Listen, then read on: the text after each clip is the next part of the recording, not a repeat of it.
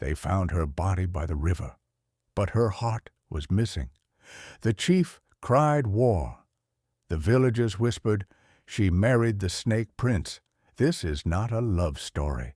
It is a curse, wrapped in royal beads, born of fire and buried in Adaeze, was born with beauty that made even thunder pause. Daughter of Chief Ikenna, she walked like royalty and spoke like prophecy. Every man wanted her. Every mother watched her with envy. But Adaeze's eyes were always on the river. Every night, while the drums echoed through the village, she went alone. No one followed, because they feared the water.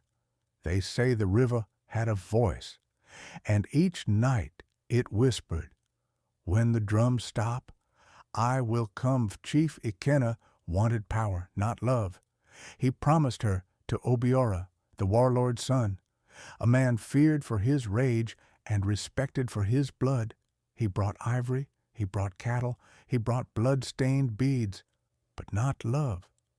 Adaeze stood silent in the palace, her eyes hollow. Obiora smiled. She didn't. Inside her robe, she clutched the carved serpent amulet, the one she found by the river. The night before the wedding, she ran. Wrapped in a royal cloak, barefoot, heart-pounding, she raced through the forest to the riverbank. The water was still, the moon was full, and the wind whispered her name. Then he rose, Ezu, half man, half myth, golden eyes, bare chest, a serpent draped across his shoulders. "I am the son of the River Queen," he said, "and you are mine." They kissed, and the water swallowed them. By morning, the village exploded. The wedding was off. The princess was gone. The chief was humiliated. Obiora cursed her name and slammed his staff to the ground. The priests threw cowries, and their faces turned pale. Adaeze's mother had once made a deal with the river. Now the river had claimed its price. Adaeze awoke beneath the water, in a kingdom of coral and glowing light.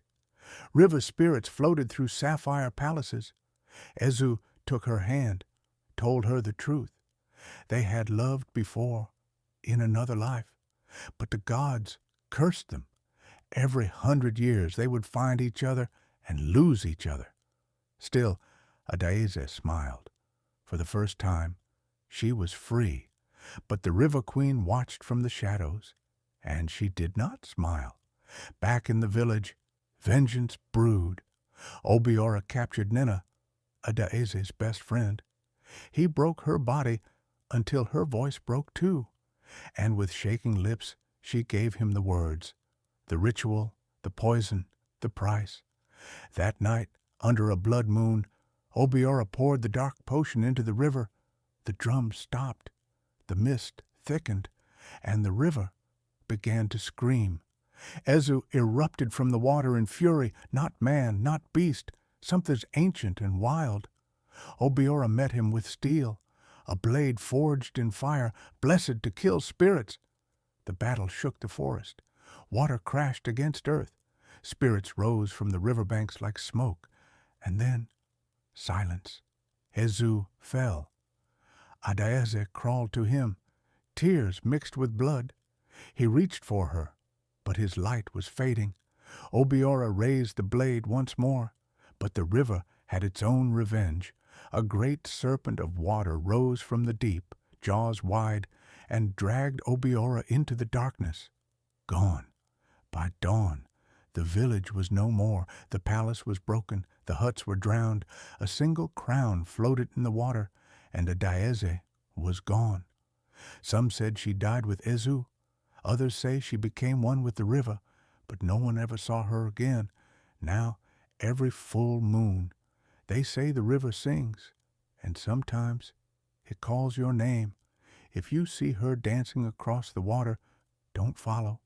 If you hear her voice in the wind, don't answer, because Adaeze still waits, wearing her beads, calling for her love, calling for you.